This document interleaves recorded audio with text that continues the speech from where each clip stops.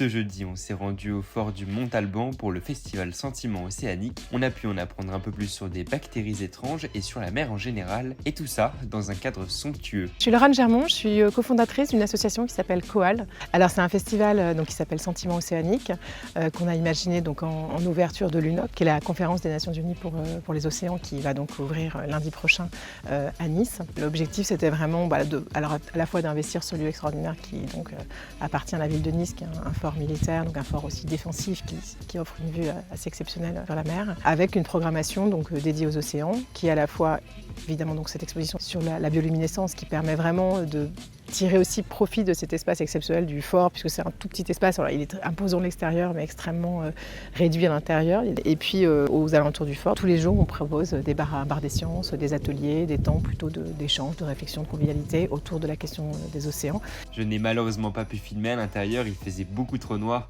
mais je vous assure que ça vaut largement le détour. L'exposition, elle était très intéressante.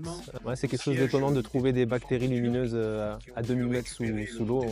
On s'y attend pas. Donc, les œuvres sont plutôt belles aussi et un peu différentes les unes des autres. Donc, ouais, c'est plaisant. Il vous reste encore aujourd'hui et demain pour assister à cet événement magique. Ce soir, c'est l'ensemble vocal Les Voix Animées qui viendront chanter une ode à la mer avec un répertoire allant de la Renaissance à la musique populaire.